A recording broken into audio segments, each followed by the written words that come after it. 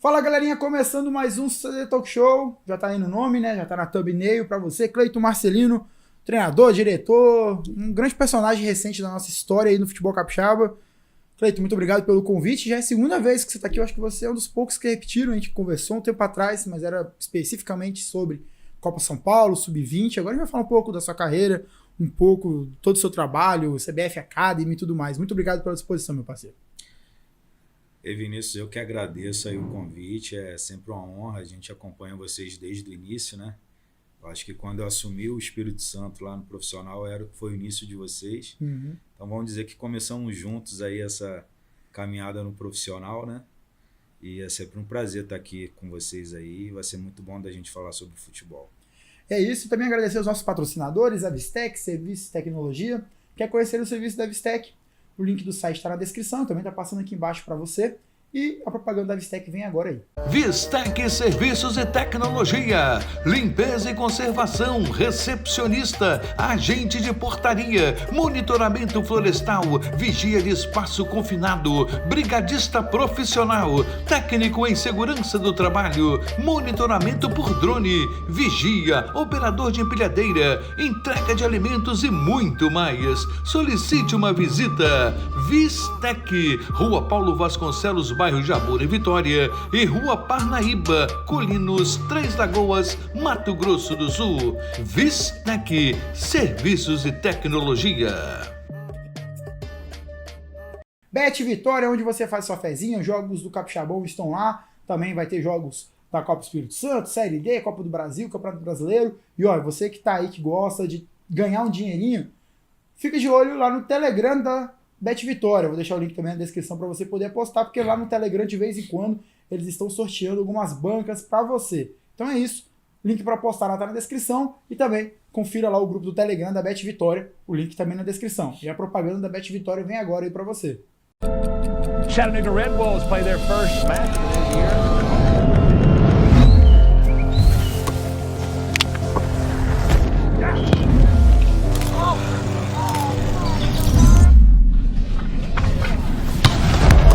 Here comes Chattanooga now. Puts it in! Finds the back right.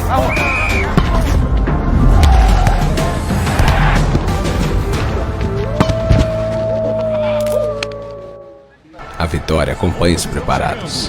Pode custar mais de 5 escanteios, mais de 45 minutos e até vir do banco de reservas para mudar o jogo. Bet Vitória, um clique para a grande vitória. O Baú do Cabeleira, onde você encontra a camisa do Santão, sim, tem lá, foi lançado ano passado, o Cabeleira consegue para você a camisa do finado Espírito Santo Futebol Clube, do Rio Branco, da Desportiva, do Serra, do Estrela, do Aster, do Tupi, do Meu Linhares, de todos os clubes quase de futebol capixaba, você encontra lá no Baú do Cabeleira. O link da loja está na descrição para você poder conferir lá no Instagram e aqui embaixo também vai estar passando para você o telefone da loja. Churrascaria Estância Gaúcha, Linhares, Teixeira de Freitas e Anápolis. E você que quer ajudar o CD Talk Show, não sabe como, o Pix está passando na tela, fique à vontade para fazer a sua doação. O Cleiton, você até falou, né, do seu início, cara, no Espírito Santo e tudo mais, a gente vai chegar lá, mas eu queria...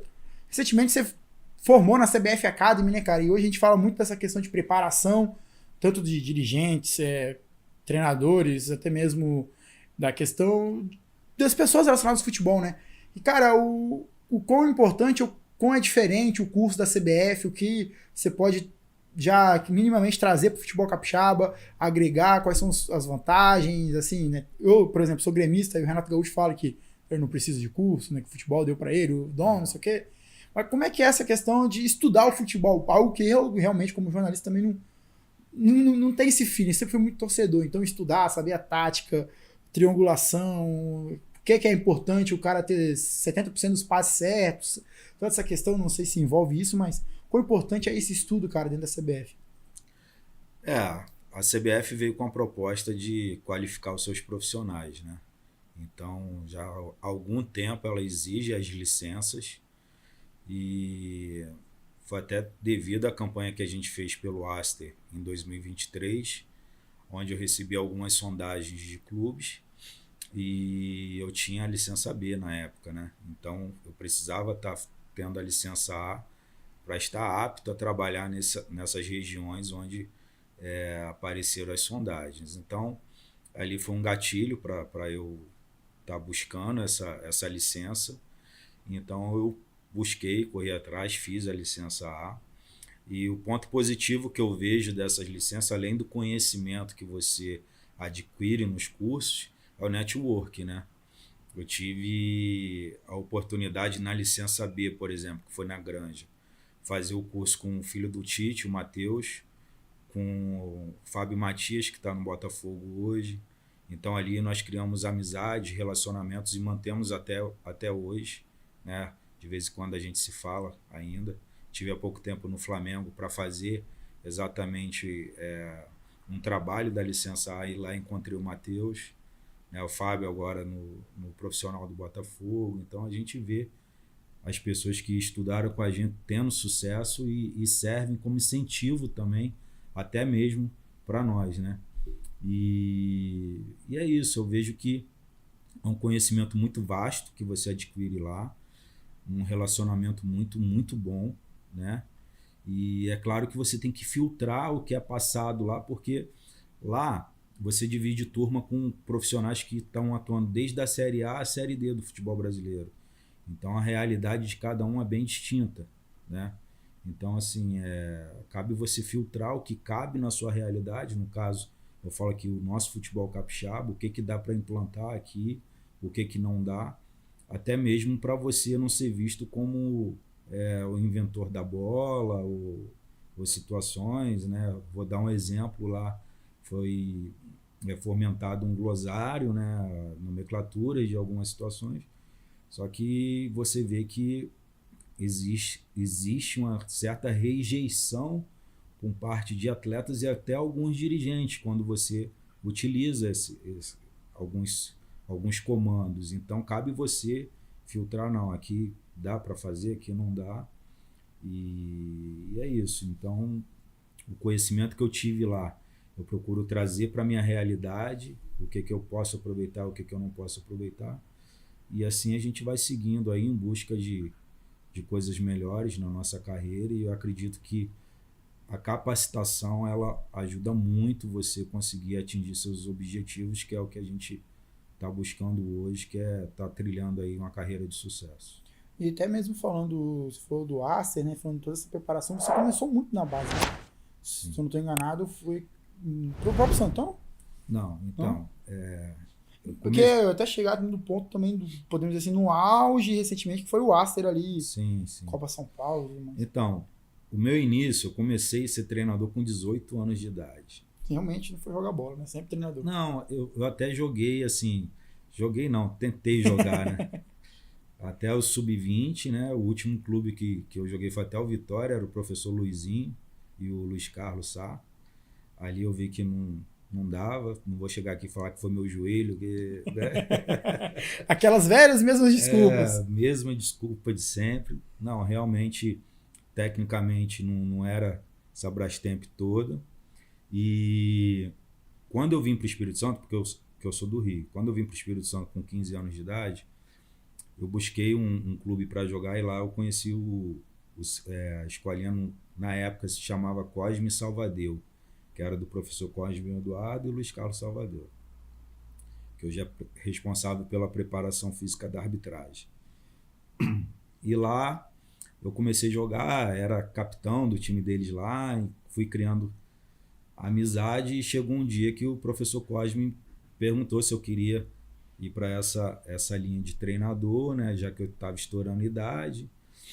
E eu topei o desafio, né? Eu comecei a treinar as categorias de 7 a 9 anos, eu lembro muito bem. Ele chegava da Desportiva, ele era treinador da Desportiva na época, me ajudava a dar o treino lá, e ali eu segui, passei em todas as categorias ali com eles, até um dia que teve a primeira Copa Brasil Sub-17 aqui no estado.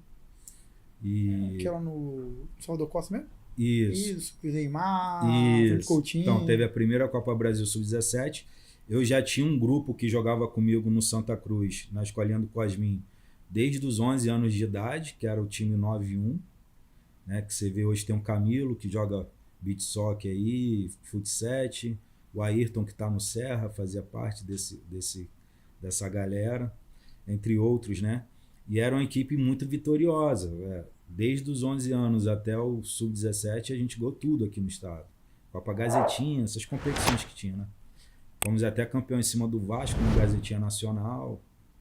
E aí, na época era até a Desportiva Capixaba, o Vila Forte fez esse convite ao Cosme para levar a escola dele lá para a Desportiva. E aí foi aí que eu fui para a Desportiva. Fizemos uma baita competição, né? Eliminamos o Fluminense na primeira fase, saímos nos pênaltis para o time do Neymar. E ali, realmente, eu passei a ser conhecido no meio do futebol das equipes profissionais. E ali eu fui fazendo minha carreira sub-17, sub-15. Fui o primeiro treinador do Porto Vitória. Olha só. Rapaz, essa eu não lembrava. Primeiro treinador do Porto Vitória, eu não me esqueço até hoje. Eu estava afastado do futebol. Aí o Silvério, na época, era meu diretor na Desportiva da Capixaba. Ele aceitou o convite do Vinícius lá para o Porto Vitória. Ele me ligou: Cleito, vem para cá, vamos tocar o Porto Vitória aqui. Aí eu conheci o projeto, fiquei assim, desde o seu início já era grandioso. Fomos para a primeira competição. O projeto ia começar em 2015, se eu não me engano. E eu tinha conversado com o Silvério e o Vinícius no meio do ano de 2014. Se tiver errado as datas, me perdoe. Mas é isso mesmo, o Porto... Acho que a primeira competição que o Porto ganhou foi no final de 2014, se bobear. Isso, então foi isso mesmo. Aí montamos um time sub-17 para jogar Copa Espírito Santo sub-17, 2014. Não tinha ninguém, o Porto não tinha nada. E ali eu, Silvério e Vinícius, aquele ditado pegou no chifre do boi mesmo. Fizemos um excelente trabalho, fomos campeão já no primeiro campeonato, campeão até em cima do Rio Branco. Aí no ano seguinte jogamos estadual da categoria, fomos campeões estadual, sub-17. Na Copa Espírito Santo fomos bicampeões. Vocês foram parar de ganhar por agora, eu acho, no sub-17. Então já começou um projeto vencedor, né? Os 3 primeiros campeonatos que a gente jogou, fomos campeões. E aí despertou o interesse do Santão, né? Porque o Espírito Santo tinha subido da Série B para a Série A e eles eram obrigados a ter sub-20 na Série A.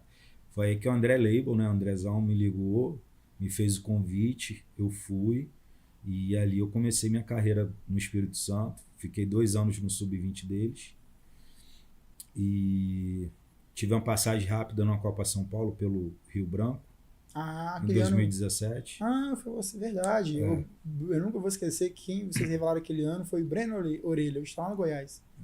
Fez o gol contra a Barbarense, né? O gol de bicicleta, acho que foi 3 gols dele. Aí fui para o Rio Branco em 2017, aí retornei para o Espírito Santo, estava fazendo uma campanha muito boa no Sub-20, se eu não me engano era 7 jogos, 7 vitórias e tudo o pessoal que eu trouxe do Porto, né? Porque o Porto na época não tinha Sub-20. Então aquela galera estourou idade, levei todo mundo para o Espírito Santo e ali a gente foi ganhando, conquistando, até que teve a demissão do treinador do profissional. E agradeço também os atletas que na época, né, Vitinho, Rodrigo César, o pessoal que estava lá, falou: não, foi efetivo o Cleito aí, bom treinador, está fazendo um bom trabalho no Sub-20. E a diretoria comprou a ideia, o Rogério, sou grato a ele, serei eternamente, porque ele tinha condições de trazer qualquer treinador. O Espírito Santo na época era um time badalado, tinha dinheiro, então trouxe até um treinador de fora, né, que veio do Atlético Paranaense e tal. Então me oportunizaram essa chance aí, agarrei com o residente. Na apresentação dos atletas, eu falei: galera, o cavalo passou arriado e eu tive que montar, senão não sei quanto que ia passar de novo. Só passa uma vez, né? De vez em quando. E ali, graças a Deus, eles me ajudaram muito, muito, muito mesmo, porque era meu início de carreira profissional. Então, assim, tiveram muita paciência comigo, né, no meu início, e fizemos aquela campanha na Série D e quase subimos. Aí no ano seguinte, o time não teve a mesma desempenho, aí saí do Santão. Mas aí depois eu fui pro Atlético Itapemirim, fizemos uma baita campanha na Copa Espírito Santo, primeiro colocado, com uma derrota só, ganhamos 7 jogos, se eu não me engano, enfim. uma baita campanha. Infelizmente, na final, perdemos a final pro Vitória. Né? Depois, devido a essa campanha do Atlético Itapemirim, recebi o convite do Serra. Que entra já na Copa do Brasil. O Serra tinha um projeto muito, muito bom que me foi apresentado. Era o Campeonato Estadual e a Série D e a Copa do Brasil. Mas desde o início, a diretoria sempre falou: Cleito, nosso foco é a Copa do Brasil. A gente precisa passar de fase, porque a gente precisa dessa grana para reforçar para a Série D. E ali a gente tinha um grupo enxuto, né, cara? Então a gente oscilou bastante dentro do estadual e eu falo que o estadual é sempre desgastante para todo treinador. Ou ele está muito bem E é muito rápido, né? e termina, ou se ele oscilar ali, já querem a cabeça dele, enfim. Mas eu acredito que foi um trabalho que o objetivo foi alcançado, pelo menos a demanda que eu tive da Copa do Brasil foi alcançada, né? Ganhamos aquele jogo do Remo, depois fizemos um bom jogo contra o Vasco. Até os 40, se eu não me engano, do segundo tempo o Vasco estava 1-0 e a gente chegando de vez em quando. Então, assim, o time de Série D jogando com o time de Série A, o estádio 90% do visitante. 98, podemos dizer. Do visitante, e a gente apresentando um bom futebol. Aí ali, como a gente sabe como é o futebol, não continuei no Serra. Dali do Serra recebi uma proposta, fui para a China, fiquei na China 4 meses, né? Num projeto escola que tinha lá na China, o governo chinês estava querendo implementar o futebol no país, então ele entendia que trazendo profissionais de fora, né, teria êxito nesse projeto aí, até porque o chinês ele tem muito com ele que ele tem que ser o melhor. Você vê aí nas Olimpíadas a guerra dele com os Estados Unidos, né, o ranking de medalhas e tal. E o futebol na China não joga a Copa do Mundo e tal, então ele queria estar na Copa do Mundo. Então eu cheguei no auge desse projeto, onde se estava pagando bem e dando uma estrutura bacana, né?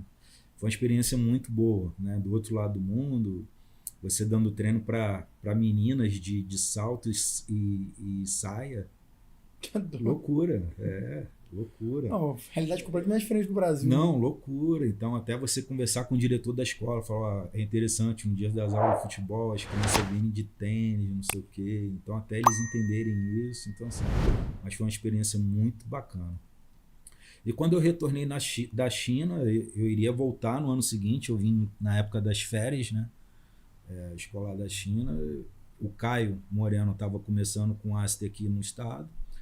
O Caio tinha sido meu atleta nessa época do Santa Cruz, ele é 88, né?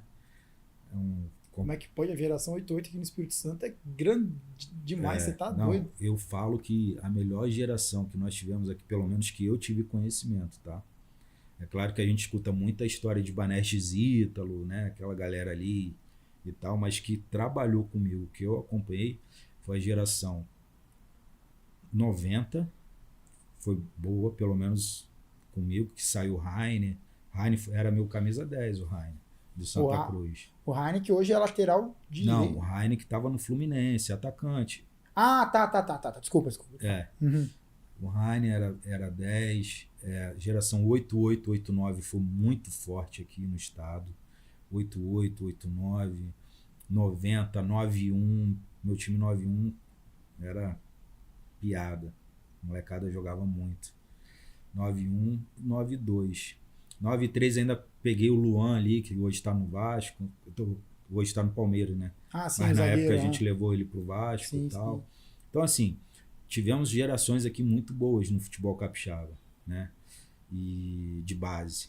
E que muitos ali viraram jogadores profissionais de renome.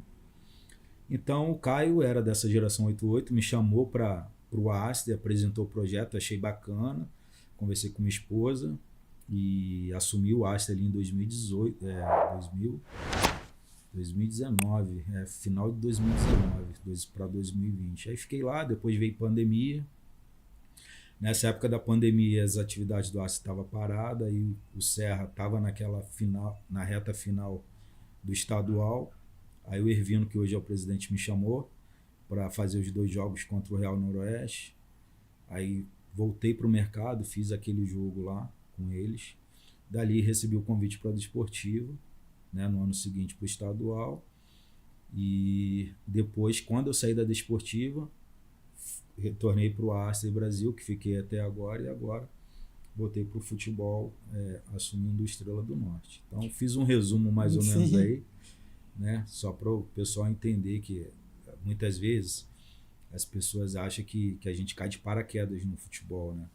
O cara, tipo assim, o cara foi lá, fez a licença da CBF e pronto. Não, a gente já milita aí na base, aí no futebol já há bastante tempo, né? Eu comecei com 18 anos de idade, hoje eu tenho 40. Então, assim, a gente já viveu muito bastidores aí de base, de futebol profissional, tive a oportunidade de ser auxiliar de alguns treinadores. Agora, com essa gestão no Aster aí, foi uma experiência sensacional. Serei eternamente grato ao Caio e ao Rodrigo e ao Danilo, porque eu pude vivenciar o outro lado do balcão. Até eu chegar no Aster, na segunda passagem, eu só tinha visão de campo, né? O que o treinador precisa para fazer ali dentro de campo. Hoje eu já sei como funciona um clube. E não só como funciona um clube, como o Aster foi um case de sucesso aqui no Espírito Santo. Em 3 anos a gente foi bicampeão sub-20, revelou vários jogadores. Hoje está o Gustavinho, tá no Vila Nova? Fizemos uma baita participação agora aí na Copa São Paulo, pelo Aster Itaquá, mais 80% dos atletas eram daqui, porque quando começou o Aster Itaquá lá, eles não tinham nada, então teve que ir tudo daqui para lá, desde staff até atletas. É claro que lá eles captaram mais atletas e o time deu uma encorpada e fizeram um baita trabalho, uma baita participação, mas a gente tem também um dedo ali, que eu falo, futebol capixaba, porque para os atletas chegarem naquele nível ali, que todo mundo viu, eliminou o Palmeiras e tal, teve um trabalho feito aqui, que é um trabalho que, se o projeto não for um projeto sólido, um projeto com metas e para você atingir, ele não consegue se manter. Porque esses atletas que jogaram a Copinha lá, eu vou citar 2 atletas, o Dieguinho, que hoje está no Rio Branco, e o Conca, que está no Conca, Gustavinho, né? Gustavinho. Eu chamo de Conca. A gente também chamava de Conca. Que tá no Vila Nova. Esses atletas, eles vieram para cá com 17 anos de idade, jogaram um campeonato sub-20 aqui, o Dieguinho jogou profissional pela Copa Espírito Santo, jogaram a Série B, 2 Série B pelo profissional. Então, assim, são atletas que dentro do nosso projeto foram ganhando lastre, ganhando casca, jogando essas competições. Então, a visão do Aster era jogar o profissional com o sub-20, porque o calendário era o seguinte: primeiro semestre, o campeonato estadual da categoria, caso ganhasse a vaga da Copa São Paulo, vamos jogar a Série B, que era no segundo semestre, com a garotada, para eles chegarem lá minutados e com a casca de profissional. Foi excelente. Aí muita gente não lembra, a gente chegou a tomar de 8-1 do Vitória. Como uma Copa S, né? Copa S. Ali nós identificamos que não era interessante jogar a Copa S com sub-20, porque a Copa S jogava com equipes da Série A. Que nesse caso, eu acho que já eram remanescentes da Série A, inclusive que o calendário tinha mudado. Exatamente. Então o que aconteceu? Aquele 8-1 que a gente tomou do Vitória foi a virada de chave. Opa, não, vamos jogar a Copa Espírito Santo, porque é um desgaste que não é interessante para o projeto. Mas que, como eu falo, a gente nunca perde, a gente sempre ganha experiência. Então, até aquilo ali, para esses garotos, foi uma baita experiência, né? E aí eu te falo que às vezes as coisas não se sustentam aqui no nosso estado, é porque muitas pessoas não têm essa visão de que o sucesso do profissional ele passa principalmente pela base. Quanto mais jogador da base você tiver no se profissional... se você tem condições financeiras para pular etapas, pô, maravilha. Você monta um puta time, um baita time, né? Pô, vou contratar os melhores, tal, vou jogar, vou bater campeão, vou ganhar a vaga das competições nacionais e vou subir. É o correto? É o correto. Você economiza tempo, e tempo é dinheiro. Agora, se você não tem essa condição, o outro caminho que eu vejo é você fazer uma base sólida. Mas aí, para você fazer uma base sólida, você tem que criar metodologia.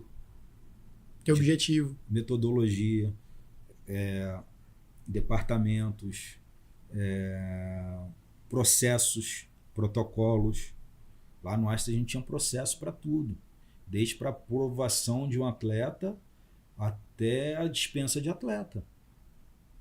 Meu treinador no Sub-20 não podia chegar para mim e falar assim: Cleito, estou dispensando fulano. Ué, mas por que você está dispensando fulano? Não, por causa disso. Não, calma aí. O processo não era esse. A gente tinha que fazer um relatório, esse relatório passar pelo gerente, o gerente analisar, a diretoria entender para depois acontecer. Porque ali a gente está falando de investimento de atletas de 2, 3 anos. Você dando alimentação, alojamento. E se você somar todos os valores que foram gastos, realmente salário, é dinheiro, né? Então, assim, é o que eu falo. O que eu vejo de diferença, vamos colocar da SAF para os clubes associativos, é que quando você passa a ter um dono, você começa a ter controle de processos. Por quê? Pelo menos lá, para você comprar uma bala, você tinha que justificar o porquê daquela bala, né? E qual era o custo e ainda ter 3 preços, porque sai do bolso de alguém. E lá no Aster, por exemplo, saía do bolso dos sócios. A gente não tinha patrocinador. Verdade. Aquele estúdio, aquele patrocínio Master era uma empresa de um dos donos? Então, ali é o grupo, né? Uhum. Eles tinham os 2 braços. O agenciamento, que é o grupo Stadia. Que era o Master. É uma empresa de agenciamento. E tinha o Aster, que era o clube. Né? Então, assim, tinha os investidores no agenciamento e tinha os investidores no clube. Então, assim, eu vejo o Espírito Santo com muito potencial para revelação de atletas e para criar ativos que verdadeiramente tragam recursos para os clubes. E a partir daí você tem o Porto Vitória, que é um case de sucesso também, assim como o Aster, com a venda do Natan, com vários atletas.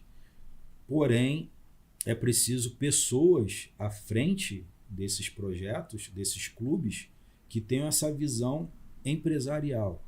Porque ninguém vai botar dinheiro sem retorno. Esquece. Não vai. E o que eu vejo muitas das vezes é você pega, joga um campeonato sub-20 porque é obrigatório, aí você terceiriza o sub-20, que eu acho que é uma categoria que não se deve terceirizar, porque o sub-20 é a sua válvula de escape do profissional. Tipo, O terceiro reserva. Exatamente. Perfeita a sua colocação. E quando você terceiriza, se você tem dificuldade de saber o que está acontecendo lá e de trazer, então eu acho que o sub-20 tem que ser visto como um profissional B, e a maioria dos clubes aqui ainda não tem esse poder de investimento, e eu reconheço isso também, porque não adianta também só chegar aqui e falar que está errado, mas qual é a realidade do contexto do futebol capixaba? É difícil. Eu costumo falar aqui que o futebol capixaba e dinheiro são palavras bem antagônicas. Exatamente. Cada um. Então, assim, eu torço muito que esses clubes que viraram SAF agora, mais os clubes e empresas que já existiam, no caso do Real Noroeste, né, no caso do Aster, do Porto, né? Então, assim, eu torço muito que esses projetos deem certo. Saiu até uma matéria do Rio Branco, Já tem uns né, 3, do né? Sub-20 e tal, porque são esses clubes que vão, juntamente com os que já vêm fazendo um trabalho bem feito, são esses clubes que vão trazer de novo essas equipes a cenários nacionais de base, que vão revelar atletas, que vão fazer dinheiro com as negociações desses atletas e a partir daí ter um capital maior para investimento no profissional. Cara, e por exemplo, você falando do Aster, da base, é muito importante isso. Hoje a gente vê, como você falou, vários clubes terceirizando. E até que ponto você acha que a obrigatoriedade de quem tá na Série A ter o sub-20 é benéfico ou maléfico? Talvez se obrigar, acaba que gera um desgaste, aí às vezes o dinheiro já é pouco. Só que eu também entendo o lado, igual existe hoje na Série A, Série B, ter obrigatoriedade de ter o feminino. Então, o quão isso você acha que ajuda e o quão atrapalha, assim, na sua visão? Não, na minha visão é super positivo. Porque se não tem essa obrigação, a gente teria um campeonato aí com 4 times, 5 times. Entendeu? Então, assim, não porque os clubes não querem, é porque é custoso. Você manter um sub-20 hoje é custoso. Então, assim, eu vejo que se não tivesse essa obrigatoriedade, era arriscado a gente ter um campeonato bem aquém. E hoje o nosso campeonato sub-20, apesar de alguns clubes não ter o mesmo investimento que os outros, é um campeonato que você vê que é uma disputa legal, né? Então, assim, se não tivesse essa situação, teríamos poucas equipes. E querendo ou não, sabe aquele ditado? A necessidade faz o sapo pular? Então, assim, quando você passa a ser obrigado, o dirigente ele tem a opção de fazer de 2 formas. Ou vou fazer bem feito, ou vou fazer só para cumprir a tabela. Então, assim, como você vê que os clubes, pelo menos desse ano, que estão na Série A, são clubes de nome, tradicionais, né, muitos centenários. Então, assim, ninguém vai querer fazer de qualquer jeito, né? Todo mundo tem um nome ali da instituição, então vai fazer um investimento que seja mínimo. Além de empregar mais pessoas no futebol capixaba, né? Então, assim, eu vejo como super positivo essa questão de ser obrigatório. Dos times da Série A teve um que terceirizou, mas tudo bem, eu foi bem terceirizado ainda. Só que eis o detalhe de ter o feeling. Talvez você tenha um acompanhamento maior, de ter uma proximidade maior, mas a gente sabe que cada clube tem a sua dificuldade. Isso aí é bem complicado. E até entrando nessa toada, por exemplo, a Série B, eu acho que quando vocês do Aço jogaram a primeira Série B, já tinha parado com isso, mas a Série B chegou a ser o tempo sub-23, né, com um limite de jogadores acima dos 23 anos para poder jogar. E o que eu escuto nos bastidores hoje é alguns clubes querendo essa volta, e até entrando nessa toada.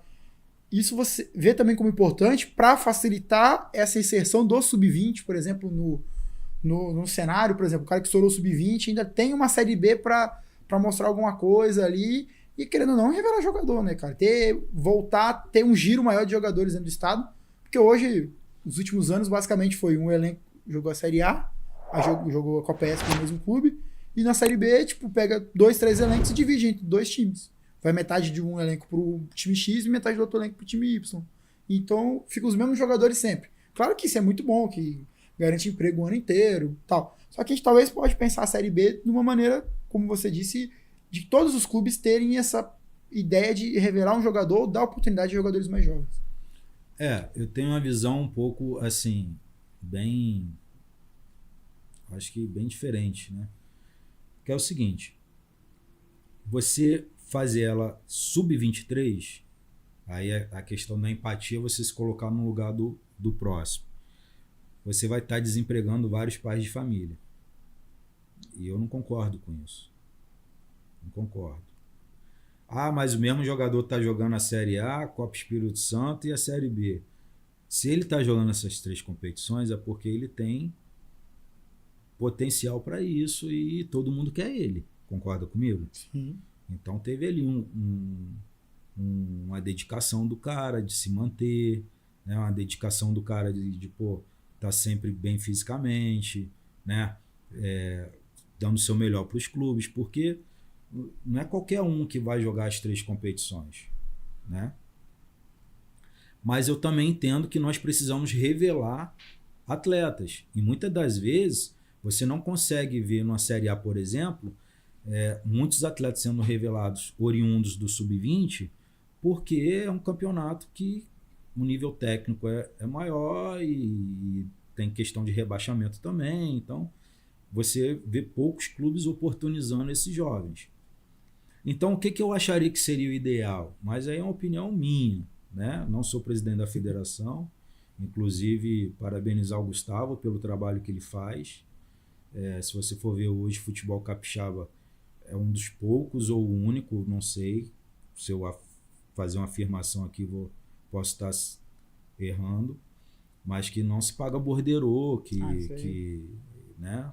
Então isso facilita muito a vida dos clubes, os patrocínios que ele consegue trazer para os clubes. Então, assim, é uma gestão que a gente sempre parabeniza e enaltece sempre quando tem oportunidade, né?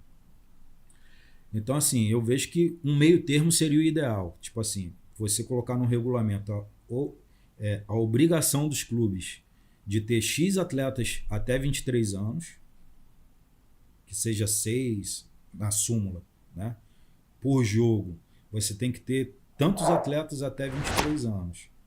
E o restante, o campeonato é profissional, é idade aberta, mas você precisa ter tantos atletas na relação da súmula ali sub-23. Eu acho que isso é interessante. Verdade, um novo ponto de vista, realmente. Entendeu? Então, assim, essa é a minha forma de pensar o futebol. O que poderia estar fazendo? É claro que a gente não vai agradar todo mundo, né?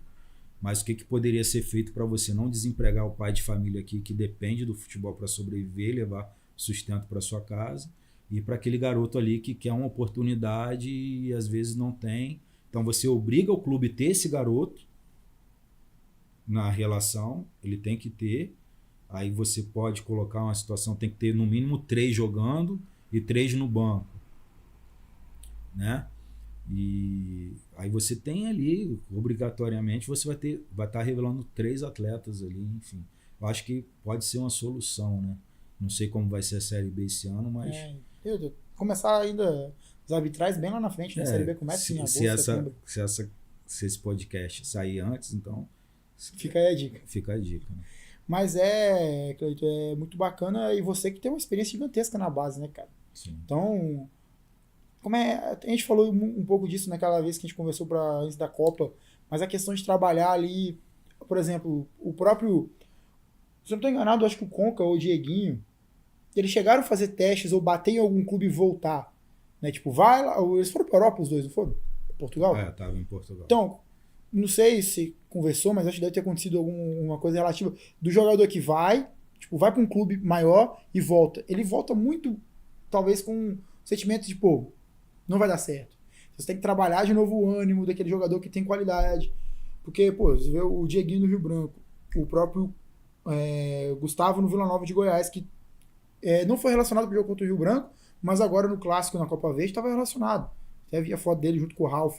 A gente tem o Capiva, que era, até vi esses dias, o Capiva está no América do Rio, que comandado pelo Romário agora, sabe? Então, os jogadores do Aster ali, eles estão saindo, né? Estão pulverizando. Então, como é que é trabalhar com esses moleques assim, né? Então, como eu te falei, o Aster tinha os 2 braços, né? Então, esses atletas, a maioria deles já eram agenciados pela Stadium, o Capiva, por exemplo. Desde quando ele estava no Corinthians, ele já era agenciado pela Stadium. Aí, aconteceu dele sair do Corinthians, a Stadium usa o Aster para manter esses atletas em atividade, minutando, jogando, treinando, né? E dali dar visibilidade para eles e oportunizar novas situações. Então, assim, um dos protocolos e processos que a gente colocou no Aster, na captação, um deles, não era somente ele, mas um deles era o atleta para vir jogar no Aster, quando vinha de avaliação, se ele tinha lastro de clube grande. Se ele teve uma base no clube grande. O Gustavinho, como vocês falam, ele jogou dos 11 anos até o sub-17 no Vasco. E titular. Então ele já veio com esse lastro de Vasco. O Dieguinho, antes de vir pra gente, estava no Cruzeiro. O Capiva, antes de vir pra gente, estava no Corinthians. Então a gente tinha isso como um processo. Isso ajuda muito, porque quando você pega atletas que têm esse lastro de clube grande, facilita muito o entendimento do jogo, as fases do jogo, o momento do jogo, né? Que são a parte mais tática que o treinador passa. Ele já vem com essa vivência, né? E fica mais fácil. E também quando você vai indicar os atletas para o mercado, esses atletas são vistos com outros olhos também, porque teve essa base em clube grande. A gente teve um exemplo aqui no estado, e isso foi dito publicamente pela Desportiva, que na verdade, dito publicamente neste podcast, quando o Gabriel veio aqui, o Gabriel Venturim, veio e falou, a gente olhou jogadores que tivessem uma mínima minutagem em clube grande na base. Porque aí você sabe que o aprimoramento do passe é outro, que você sabe que a questão de treino, ele já está acostumado com um treino talvez mais pesado, uma habilidade e só precisa de minutagem. Então, boa parte dos jogadores que vieram propriamente para a Desportiva passaram por Avaí, times do Nordeste, Figueirense, times mais do Sul, que também que pode não estar destoando, mas a gente sabe que tem uma categoria de base forte. Exatamente. Então, você falando disso, por que o projeto do Aço foi tão especial? Por isso, e eu fico feliz em saber que a SAFs, por exemplo, no caso da Desportiva, que talvez dentro de campo não teve os resultados que queria, né? Eu sei, e acho que é notório que ser eliminados nas quartas de final novamente, né, não é fácil, mas pelo menos ter esse mínimo pensamento já é um grande avanço, né? Mas é isso que eu falo. O imediatismo no futebol, muitas das vezes, pode colaborar para o fracasso de um projeto. Eu sei que a torcida da Desportiva está há muito tempo sem ganhar título. Segundo o meu amigo Marquinhos, do Temos Futebol, desde 2013 a Desportiva não avança no mata-mata. Que está buscando, então, a Desportiva, por ser um clube de massa, de torcida, e tá esse tempo todo aí, precisa desse título para dar uma resposta ao seu torcedor, mas que também vem com um projeto bacana de uma SAF, de que as coisas, a tendência daqui para frente é melhorar, que quem está à frente do projeto são pessoas capacitadas, né? São profissionais que são da área, né? Então, assim, eu vejo que a gente precisa ter um pouco de paciência com esses projetos, Desportiva, Rio Branco, Porto Vitória, né? Nova Venécia, que são projetos novos, o próprio Real Noroeste aí, tricampeão, né? Porque a tendência é essa galera aí trazer os outros com eles. Porque quando chegar no momento, o Vitória, que faz um trabalho excelente no profissional e tem como mentor na base o professor Cosminho lá, que foi eu falo que Cosminho foi meu pai no futebol. Foi ele que me botou no futebol. Se não fosse ele, eu não era ninguém. Um dos maiores treinadores de futebol capixaba da história. Se não fosse ele, eu não era ninguém. Sou eternamente grato a ele. Mas ele que hoje está na base do Vitória. Então, assim, eu vejo que tudo é questão de, na base principalmente, é tempo, é lei da semeadura. Você vai plantar, você vai regar, lá na frente você vai colher. Claro que se tiver uma adubo ali, ele vai ser mais rápido. Mas para isso precisa começo, meio e fim. Não adianta você começar e no primeiro resultado negativo que você tiver, tá tudo errado. E muitas das vezes o processo não acontece no clube associativo, muitas das vezes por causa de eleições. Eu trabalhei no Vasco um tempo como observador. E lá tinha essa questão de troca. Saiu Eurico, entrava Roberto Dinamite, aí trocava e ficava trocando. Isso é publicamente notório. E eu falo Vasco porque eu vivenciei isso. Mas isso é no Brasil inteiro. Então, às vezes, esse processo eleitoral pode atrapalhar muito o desenvolvimento, né? É claro que quando uma administração ela é reeleita, você consegue aí você consegue colher mais frutos, né? Então, assim, eu vejo que essa galera que está fazendo esse trabalho de formiguinha, começando a olhar para a base com atenção e ver não como despesa, mas como investimento, que lá na frente vai ter retorno, com certeza eles lá na frente vão trazer alegrias para o seu torcedor. Agora, o torcedor também precisa... É claro que ele tem todo o direito de cobrar por resultado, o futebol é assim, mas precisa também ter esse entendimento de que as coisas estão sendo feitas e daqui a pouco vai dar uma coisa boa aí e o clube vai voltar ao que era naquelas épocas, a áurea do futebol capixaba. Né? Exatamente. E, por exemplo, como você falou, né, antes, se você tiver o dinheiro para pular algumas etapas ou acelerar elas, é o melhor dos mundos, só que nem sempre vai ter essa grana. Exatamente. Né? Então, realmente entender, e o processo de base é bem, como você falou, formiguinha, regar, plantar e esperar colher. E até mesmo falando de você, por exemplo, você teve a passagem agora no Estrela, depois a gente pode falar, mas como é que tá o seu pensamento para futuro, assim, questão, tem chegado alguma coisa, você ficou no Estrela querendo um pouco tempo, foram o quê, 4, 5 rodadas? 5 jogos. 5 jogos, né, com o Estrela, e você tava no Aster e quando você acaba formando sai. Então, como é que tá essa questão de futuros? Chega ou não chega a proposta? O que o Cleito tá pensando para futuramente? Então, eu fiquei 3 anos exercendo a função de gerente no Aster, né? Então isso meio que eu fiquei esquecido no mercado profissional, né? Porque eu estava na gerência do clube. Graças a Deus fizemos um trabalho muito bom e com a saída do Aster para São Paulo, eu resolvi voltar para o mercado. E o Estrela me oportunizou essa volta. Várias pessoas falaram para eu não ir, por causa das condições da equipe na época. Mas eu sempre falo comigo que nada na minha vida foi fácil e se você não quer... Se você não quiser correr risco, você vai fazer outra coisa. Futebol é isso, pode dar certo, pode não dar certo. Assim, a mentalidade que eu tenho é que eu dei o meu melhor. Infelizmente as coisas não aconteceram. Foi notória a evolução do Estrela. O problema talvez seria o início ou a própria... o psicológico, o Cone influencia também, né? A bola não entrar, lá assim, ele, mas... Eu posso te falar pela diretoria.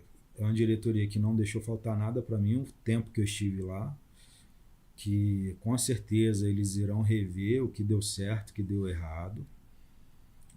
Se eu não me engano, é ano de eleição lá. Eu acho que foi uma diretoria que recuperou o Sumaré. É um dos melhores gramados do estado. Eu fiquei encantado com aquela estrutura.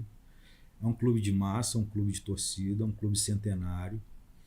Então, assim, eu vejo que quando as coisas não dão certo, é a oportunidade que você tem de evoluir. Então, assim, eu vejo que pode ser muita coisa repensada lá. Mas cabe a eles que estão desde o início do processo ver o que deu certo e o que deu errado. É muito raso eu querer dar qualquer tipo de opinião. Por que o Estrela caiu? Eu posso ser leviano, porque cheguei no final do processo, com várias coisas já acontecendo. O que eu posso dizer é que o tempo que eu estive lá, não me faltou nada, não faltou comprometimento dos atletas. É claro, a gente tinha um grupo enxuto, tivemos muito problema de lesão na reta final. Isso aí complica qualquer um. E a gente teve muita dificuldade de contratar jogador. Não foi falta de empenho da diretoria para contratar jogador, porque o mercado estava difícil. Cleito, mas por que fulano conseguiu contratar, anunciar jogador na reta final e o Estrela não? Porque o Estrela estava na lanterna do campeonato e não tem calendário do segundo semestre. E com um gol na competição. Então, assim, pro jogador querer ir pro Estrela, né? Naquela situação era difícil. E aqueles que ali estavam dando o seu melhor. Mas, enfim, fiquei com a sensação de que deu o meu melhor, tentamos. Fiquei com a imagem muito boa da cidade, da torcida, da mídia local, me tratou super bem, da diretoria. E é uma das poucas cidades ainda que tem ali rádio. Isso. Toda semana eu dava entrevista na rádio. Acho que só vai... O interior tem mais isso, né? Você vai em Jaguaré, por exemplo, também, Nova Venécia. Sim, eu dava entrevista para a Rádio Castelo e para a Rádio Mania lá. Uhum. Até mandar um abraço para eles, que sempre foram muito cordiais comigo e foi muito legal. Mas infelizmente não conseguimos alcançar o objetivo, né? Por N fatores. Então acredito que se essa diretoria lá continuar, ela vai rever o que deu certo, o que deu errado. São pessoas sérias, que querem o bem do clube e o recomeço do clube. Vai ter o recomeço, assim como todos os clubes grandes tiveram e tenho certeza que esse recomeço pode vir fazer o Estrela ser até maior do que estava sendo nas últimas edições, né? Maior que eu falo assim, em termos de desempenho nas competições, enfim. O Estrela subiu junto com o Rio Branco em 2018, foi... Subiu junto com o Rio Branco ali, foram vice-campeões da Série B. E desde então voltaram a disputar com a PS em 2021, se eu não estou enganado, ou 22, que fazia muito tempo que eles disputavam. E aí é um grande gargalo de vários clubes disputar 2 competições profissionais no ano, né? Porque o orçamento às vezes é para uma, vai ter que dividir para 2, Porque o próprio Venda Nova também, que nunca tinha disputado uma Copa S, disputou recentemente, e esse ano não entrou, o Estrela também não entrou. Então, tipo, a gente fica talvez com gosto de quero mais, né, dessas equipes, para poderem jogar mais, mostrar mais seu futebol. Por exemplo, a gente tá falando de regulamento, né, e tal. Esse regulamento da Copa Espírito Santo eu gostei muito. Já escutei que tem clubes que reclamaram, mas é muito jogo. Mas, velho, você quer jogar uma competição, você não tem que reclamar da questão de jogo. Porque você tem mais clássicos e tudo mais. Então eu vejo, até mesmo dentro do futebol, uma melhoria em cima disso. Muito impulsionado, talvez, pelas SAFs. Na minha visão, eu acho que é isso. Mas dentro do Estrela ali, fazer o quê? É uma pena um clube daquele tamanho ser rebaixado sempre não é nunca legal. Mas, como você falou, eu mesmo percebi, foi a diferença, o seu trabalho ali foi mudando. Porque às vezes o clube já está tendo uma situação que é complicado mudar alguma coisa, né? Por exemplo, o clube fez o gol na 4ª rodada, que eu acho que você não tinha assumido ainda, que foi contra o Porto, e depois fez na última, né? Então. Você pega um jogo que o goleiro do Venda Nova pegou Deus e o mundo. Aí eu vou para a parte técnica agora falando, né? Técnica, tática, enfim. Quando cheguei lá, eu fui praticamente no jogo da Desportiva. Então, o campeonato ainda estava naquela situação de jogos quarta e sábado. Nesse período de quarta e sábado, você não consegue criar comportamentos, você não consegue trazer conceitos, você não consegue treinar o seu modelo de jogo, você não consegue fazer nada. Você só faz alguns ajustes de um jogo para o outro e recuperação dos atletas. Ajuste e recuperação. Aí veio uma semana boa que foi o jogo do Jaguaré. Mas ali ainda eu estava naquele processo de conhecer as características dos atletas, de conhecer o elenco. Então, assim, muitas das vezes você pensa em fazer alguma coisa, mas o elenco que você tem na mão, as características é outra. Então você tem que se adaptar com o que você tem na mão. Então ali a gente foi fazendo o trabalho e chegamos para essas 2 rodadas aí finais com chance de não cair. Infelizmente, como você disse, o jogo do Venda Nova, que era o ou vai ou não vai, a gente acabou empatando, mas no meu ponto de vista foi um jogo que a nossa equipe jogou bem, teve o controle do jogo, no primeiro tempo principalmente. Foi um jogo, das 2 equipes jogaram muito bem, foi um jogo, foi 0-0, mas foi eletrizante. Sim, e enfim, o goleiro deles foi muito, muito bem naquele jogo, o nosso também foi, né? O Bernardo, muito bom goleiro, não conhecia. Então, assim, se a gente ganha aquele jogo ali do Venda Nova, a gente iria para o jogo do Robertão com outro ânimo, porque aí eu te falo,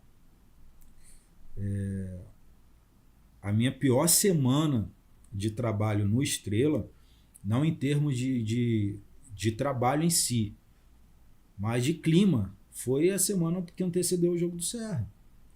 Porque era luto total, todo mundo, né, cabisbaixo porque foi rebaixado com uma rodada de antecedência e você tinha que cumprir o último jogo. Que era um jogo também decisivo. E nós somos profissionais, pelo menos eu penso dessa forma, e foi essa conversa que eu tive com os atletas na reapresentação do elenco. Falei com eles, eu sei que tá todo mundo de cabeça quente, todo mundo cabisbaixo, todo mundo, triste com o que aconteceu, mas nós somos profissionais e nós precisamos ir lá para o Robertão e fazer o nosso melhor. Independente do time ter caído ou não, porque é o nosso nome que está em jogo.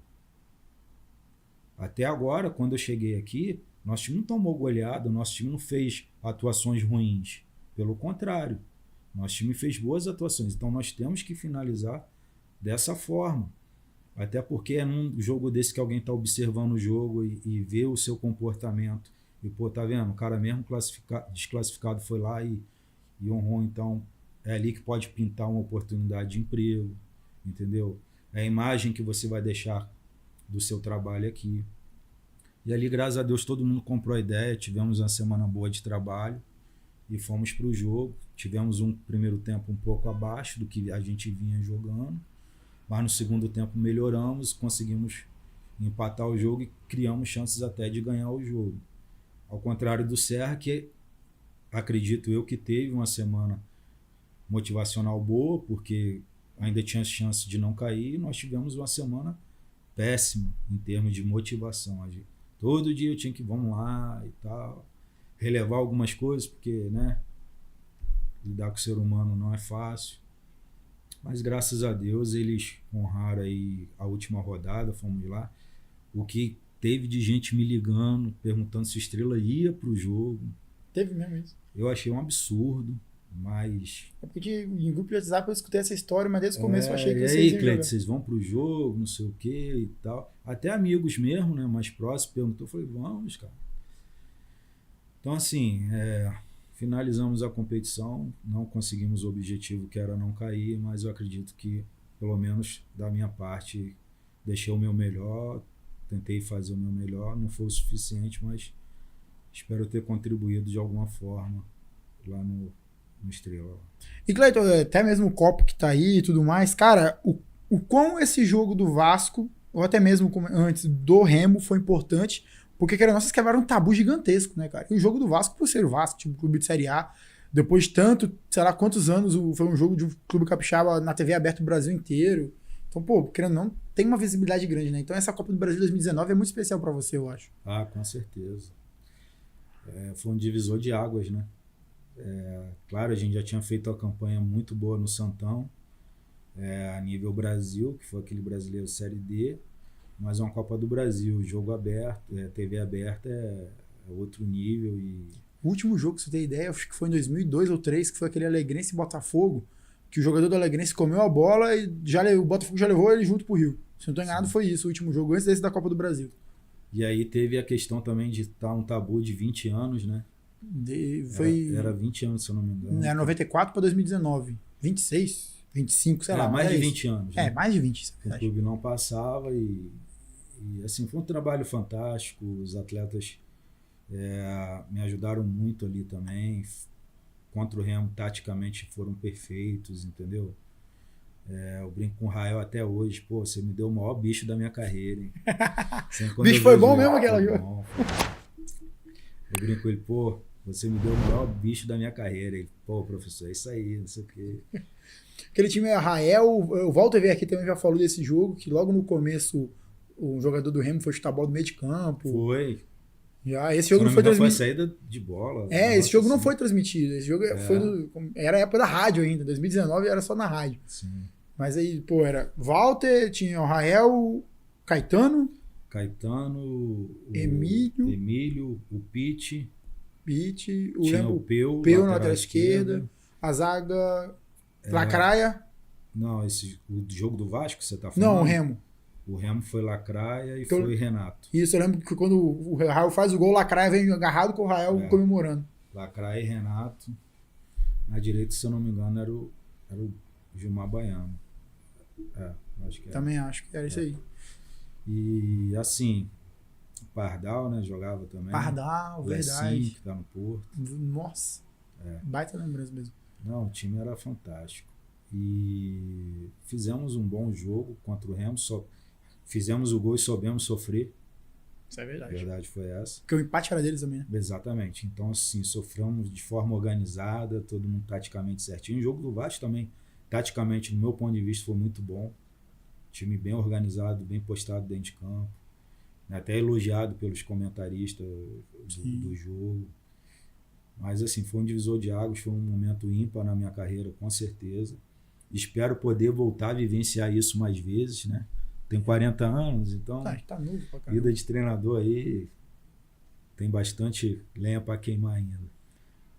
Mas com certeza a primeira vez a gente nunca esquece.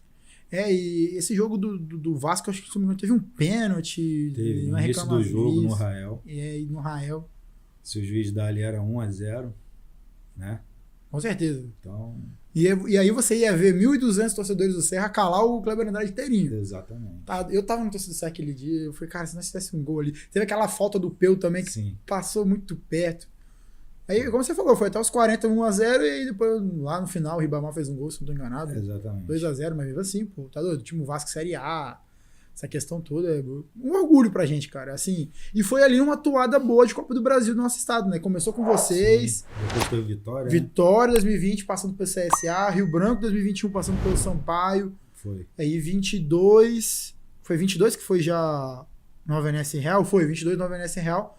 porque 23 aí o Real empata com o Vila Nova lá 0x0 e o Real perde e o Vitória perde pro Remo ali por 1x0. E esse ano os dois também eliminados, né? O Nova Venécia saiu ganhando e o Real perdeu pro Cuiabá. Mas, cara, foi o início. E hoje, se a gente tem 2 vagas na Copa do Brasil na Série D, começou aí. Exatamente. Por causa do ranking e tudo mais. Também por causa das campanhas do Santão. E, cara, aquele ano 2017, eu confesso que eu tava mais iludido pra 2018. Pra 2018, seleção, Edinho, Rodrigo César, todo mundo. Não, esse ano vai. Não, Edinho chegou depois que eu saí, eu acho. Ah, tá. Pra Série D. Na Série D. Eu confesso que 2018 tava muito iludido. Você tava em Itapemirim em 2018? Tá. Mas aí você assumiu a Copa S, né? Foi Copa depois S. da Série D. É. Porque também o Itapemirim tinha toda a grana. A Série D foi o Zé Humberto. Né? Isso, Zé Humberto. Tinha toda a questão da Copa Verde. Então eu tava muito iludido em 2018. Mas 2017, pô, Operário, 1x0 aqui, 1x0 lá e pênaltis. E foi o time que foi campeão, né? Sim. Campeão goleando na final, se eu não me engano. Sim, E se eu não me engano, foi umas poucas derrotas deles aqui no Kleber pra vocês aquele ano, 1x0 o jogo da ida. Foi uma experiência muito boa, Espírito Santo. A gente fica saudoso, Espírito Santo. A gente fica triste porque o projeto encerrou as atividades, né? Mas foi muito bom, foi um momento muito ímpar na minha vida e É o início de... serei eternamente grato ao Santão, ao Rogério. E aí, vamos a pergunta que não quer calar. Por que trocar Camilato por Alan Faria? Trabalho do dia a dia, treino. É porque o que eu já escutei foi que era o Erasmo, o treinador de goleiros? Sim. Que tipo, o Erasmo não tinha te passado.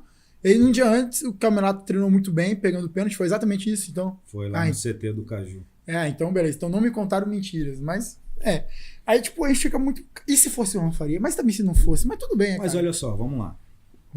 Pode se defender ou botar sua opinião. Não, assim, eu tenho bem definido na minha cabeça que treinador de futebol, vitorioso ou não, tem que ser o que ele pensa. Sim. Metodologia dele. Se naquele momento ali eu não fizesse o que eu achava que teria que ser feito, eu não teria que ser treinador de futebol. Certo? Sim. Então, assim, isso é muita questão de personalidade. O Alan Faria é excelente goleiro. Eu não discuto nada em relação a isso. Me ajudou muito. Eu sou muito grato a ele. Mas nessa situação, nesse quesito de pênalti, na minha opinião e pelo que eu vivenciava nos treinamentos, o Camilato tinha mais agilidade. Né? O Camilato, ele também, assim como o Alan Faria, é um excelente goleiro. Então, naquela situação, naquela opinião, eu entendia que naquele fundamento ali de pênalti, ele era melhor do que o Alan Faria. E ponto. Não é questão de questionamento. Aí, para colaborar com o que eu estou falando, fomos para os pênaltis. Os pênaltis do Operário, todos muito bem batidos. Todos na bochecha da rede, que eles falam. Que é o indefensável. Firme na bochecha da rede. Os caras jogando em casa também, né? Entendeu? Poderia o Alan ter pego o pênalti? Poderia. Mas poderia também, se talvez eu não colocasse o Camilato, ficar, e se você tivesse colocado o Camilato? Sim. Aí eu tô falando eu internamente com o meu travesseiro. Não, que é o pior dos mundos. Isso aí é a pior entendendo? coisa do mundo. Então, por exemplo, essa dúvida eu não tenho. Mas o Alan, se o Alan continuasse, igual falaram comigo, se o Alan continuasse porque ele estava com sangue quente do jogo e tal, poderia não, mas a minha visão entre os dois é que o Camilato era melhor do que ele nos pênaltis. Então eu coloquei ele nos pênaltis e graças a Deus não, porque não deu certo. Mas graças a Deus que eu fiz o que eu pensava e não me arrependo. Treinador ele tem escolha, pô. Não me arrependo.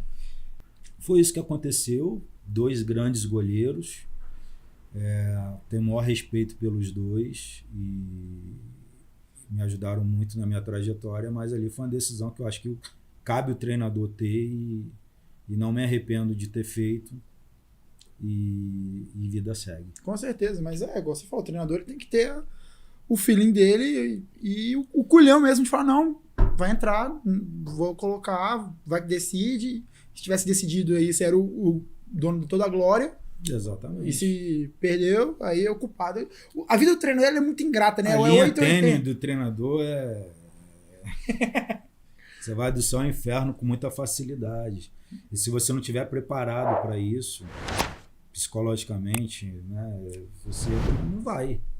Então você tem que estar preparado para isso. As suas escolhas podem dar certo, como podem dar erradas também.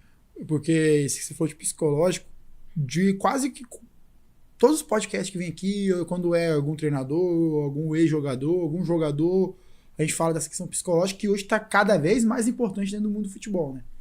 Por a questão psicológica, de você ter ali, nem o acompanhamento, mas ter minimamente a noção de que não é que você errou esse jogo, que você tá tudo errado. Você saber estar mesmo preparado para lidar com as críticas, que algumas são bem injustas, concordo, e também com as glórias, né? Porque não adianta o dia que você ganhar, você achar que você é o melhor do mundo, não vai durar muito. Nossa vida é feita de altos e baixos. Eu levo para minha vida o seguinte: as fases ruins servem de aprendizado. As fases boas servem para você construir a sua história, criar novas oportunidades e seguir sua carreira. Os momentos ruins que eu tive no futebol, eles me permitem não cometer os mesmos erros, né? É claro que tem aquela máxima que melhor aprender com o erro dos outros. Sim. Né? Mas eu falo que, na minha opinião, é melhor aprender com os meus erros. Porque eu não me comparo com os outros. Muitas pessoas falam assim, pô, fulano começou agora, já ganhou título, você já está nessa estrada aí e não ganhou título. Não estou me referindo aqui a ninguém, só estou dando um exemplo. Mas cada um, assim como cada indivíduo tem, biologicamente, né, tem sua individualidade, a mesma coisa é o tempo de cada um. O tempo de Deus é diferente para cada um de nós. Eu não posso ficar me comparando a fulano, a ciclano. Tá entendendo? Sim. O que eu tenho que ter dentro de mim é quais são as minhas ideias, o que eu busquei para melhorar no meu ramo de atuação, o que é válido para mim ou não. Porque eu sei que um dia as coisas vão acontecer. Eu bati na trave 2 vezes na Copa Espírito Santo, 2017 e 2018, né? E eu sei que uma hora a bola vai entrar.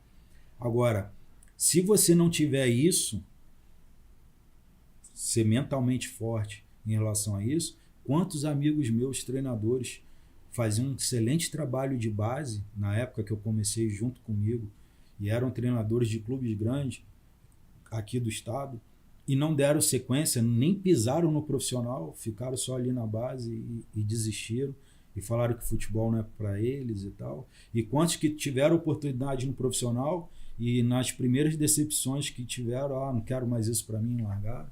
Então é resiliência, cara.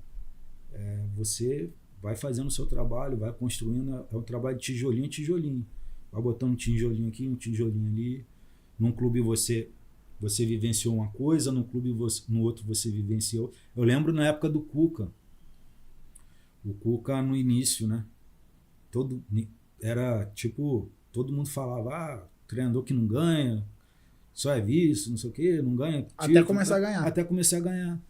Depois que ele começou a ganhar, aí começou a ser um dos preferidos de todo mundo. O próprio Jesus veio badalado, fazia sei lá quanto tempo que não ganhava nada, veio aqui no Você falou de Jorge Jesus, o Abel Ferreira, até vir pro Palmeiras, não tinha ganhado campeonato nenhum. Exatamente. Aí ele veio pro Palmeiras porque ele ganhou o time do Jorge Jesus. Ele estava no POAC da Grécia, na verdade. Aí o que acontece? Como o Jorge Jesus saiu daqui como o grande treinador, devido ao trabalho que ele fez no Flamengo. E porque não é à toa que fez essa marca que ele fez agora. Então o Palmeiras viu no Abel o potencial. Pô, ele ganhou do Jorge Jesus. O Jorge Jesus estava no Benfica, se não me engano, não era? Isso, que ele saiu do Flamengo e foi no Benfica. E com baita estrutura e tal. Pô, vamos trazer esse cara. Trouxe esse cara, o cara tá aí até hoje, fazendo um baita trabalho. E ele muda assim, cara, a visão dele de futebol... É já um ídolo da história, não tenho o que tirar, né? Mas é um cara assim que... Ele, o Abel, eu que não sou muito da questão do estudo do futebol, ele me fez entender nitidamente algumas coisas. Claro que ele tem os defeitos dele, isso aí, cada um, ninguém é perfeito. Né? Negócio da imprensa, por aí vai, tudo bem. Mas eu escutei a entrevista dele na TV Cultura, né, no Roda Viva, cara, o jeito dele tratar os jogadores. E aí eu vou pro outro exemplo, igual o Renato Gaúcho no Grêmio. É aquele cara mais paizão, aquele cara que traz os problemas. Não, vem cá, nós vamos resolver. Ué, o cara trouxe o Luan, que estava ameaçado de morte, literalmente, em São Paulo. Aí o Luan agora vai pro Vitória da Bahia, e meio que o Luan sabe até onde ele só pode chegar, mas o Renato trouxe ele pra cá. Vem cá, calmou, vai. Ué, o Renato recuperou. Léo Moura, que veio aquele ano e jogou, campeão. Bruno Cortez. André, mais ou menos, mas aí também errou. Thiago Neves, Robinho. Vários jogadores que o Renato tentou trazer. Mas é isso que eu falo. Vai ter erro. Nós estamos sucintos ao erro o tempo todo. O futebol não é receita de bolo, que você vai ali... Se fosse, era muito fácil. É o que eu falo. Muitas vezes, os amigos mais próximos falam assim comigo, pô, Cleiton, você buscou, você estudou, você passou por todas as categorias e tal. Aí, pô, tem treinador que tá aí já ultrapassado e tá trabalhando e você... Eu falo, gente, não existe essa de ultrapassado, não existe essa de treinador novo, estudioso. Existe o trabalho que dá certo e o trabalho que não dá certo. Porque às vezes seu trabalho dá certo num clube, mas no outro clube não dá certo. Às vezes aquele treinador muito experiente dá certo num clube e no outro não dá certo. E a vida da gente é assim. Então, você não é o pior porque perdeu e também não é o melhor porque ganhou. Então você tem que ter esse meio termo aí na sua cabeça, senão você pira, pô. Isso não é só para técnico, para jogador também. Exatamente. É o mundo do futebol. Eu tenho certeza que os momentos difíceis fazem com que a gente amadureça, né? Amadureça, reflita, opa, o que eu fiz de errado aqui, o que eu posso melhorar, o que eu vou fazer no próximo desafio, o que eu não posso fazer, entendeu? E aí você passa a ser uma pessoa muito melhor do que às vezes você só ganhar. Porque a vitória, ela também esconde muita coisa errada, cara. Uhum. Vou te dar um exemplo. Eu já vi várias coisas erradas darem certo. No futebol, principalmente aqui. Que é mestre disso acontecer. Mas aí eu te falo, mas se fosse errado não teria dado certo. A condição do clube que ele tinha era aquilo ali mesmo e deu certo. Mas eu não falo nem por causa da condição financeira. Eu vejo muita coisa feita certa e dá errado. E se você não tiver esse feeling, essa sensibilidade aí, você vê vários projetos, como o Espírito Santo, que fazia a coisa certa e do nada. Aí muitas das vezes, eu vejo torcedor muito falar isso, mais um time de empresário que vai durar 2 anos, 3 anos e vai acabar. Você vê muito isso quando surge um clube, né, tal. Mas por quê? Por causa do histórico das equipes que começaram, eles falam muito também de time de prefeitura, né? Sim. Que começaram fazendo a coisa certa e, querendo ou não, quando você faz a coisa certa, você traz contigo muita inveja,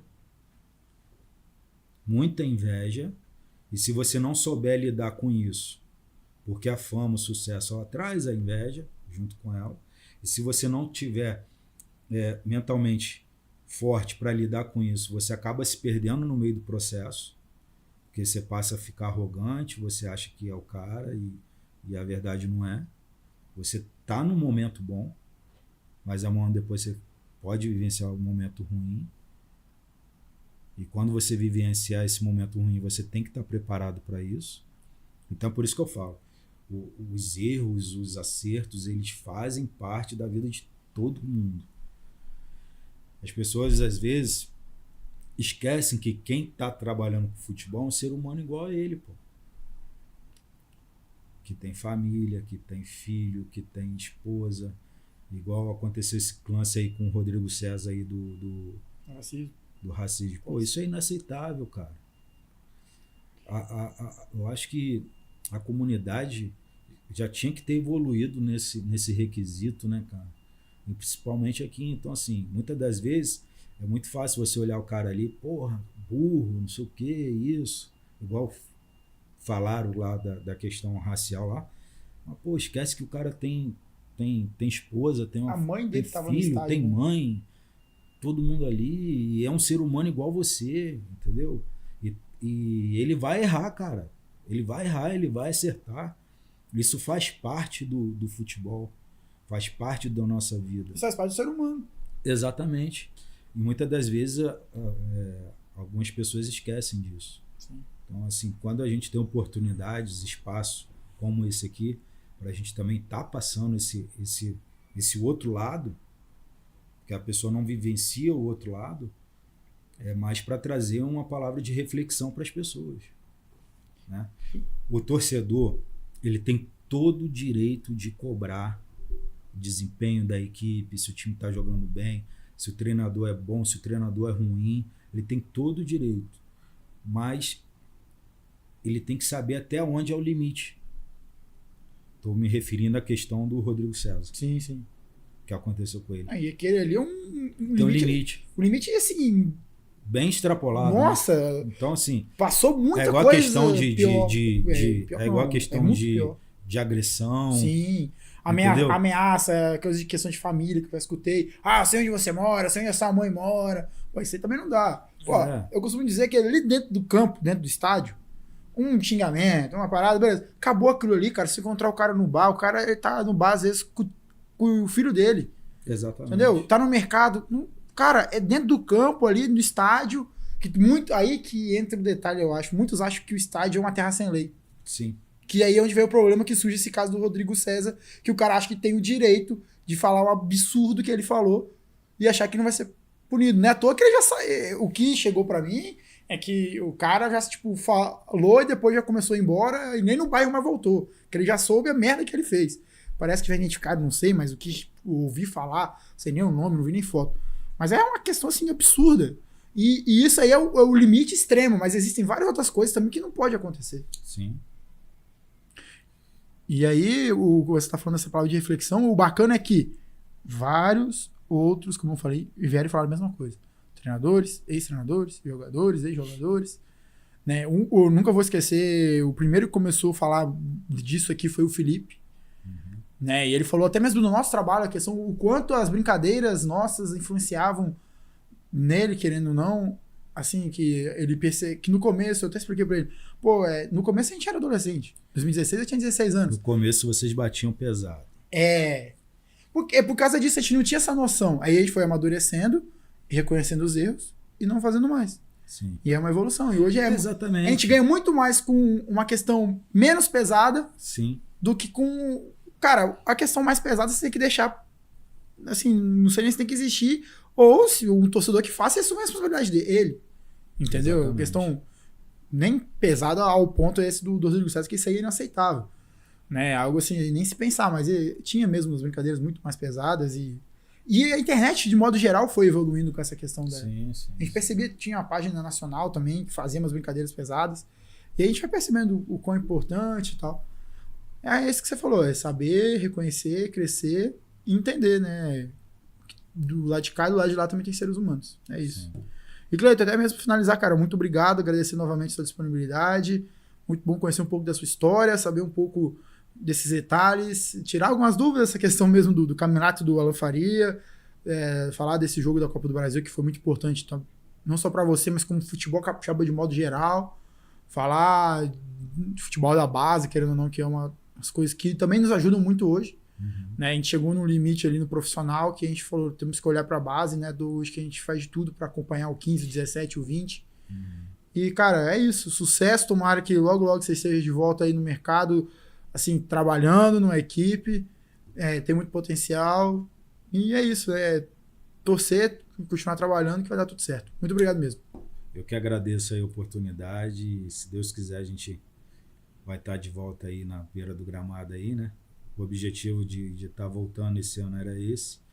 Agora aguardar aí os convites aí, vamos ver o que Deus tem reservado pra gente. Com certeza, espero que a gente faça muitos memes de vitórias suas. Agradecer a você também que está acompanhando a gente até agora, muito obrigado. Faça aí a sua fezinha na Bet Vitória, também tem lá o grupo do Telegram para você poder ganhar uma free bet de vez em quando e também fazer a sua aposta, o link também está na descrição. Então é isso, Bet Vitória, você faz sua fezinha lá no link da descrição e também tem um grupo do Telegram onde tem sorteio de free bet e várias outras dicas na descrição. E agora vem propaganda da Bet Vitória aí também para você. Chattanooga Red Wolves play their first match of the year.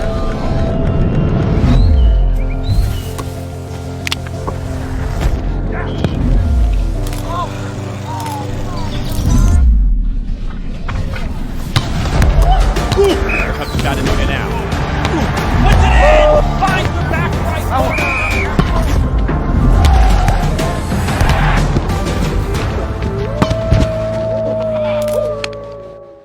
A vitória acompanha os preparados.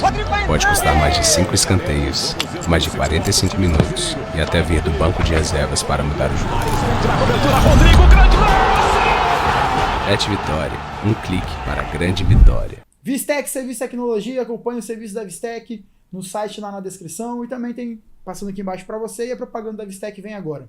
Vistec Serviços e Tecnologia, limpeza e conservação, recepcionista, agente de portaria, monitoramento florestal, vigia de espaço confinado, brigadista profissional, técnico em segurança do trabalho, monitoramento por drone, vigia, operador de empilhadeira, entrega de alimentos e muito mais. Solicite uma visita. Vistec, Rua Paulo Vasconcelos, bairro Jabura e Vitória, e Rua Parnaíba, Colinos, Três Lagoas, Mato Grosso do Sul. Vistec, Serviços e Tecnologia.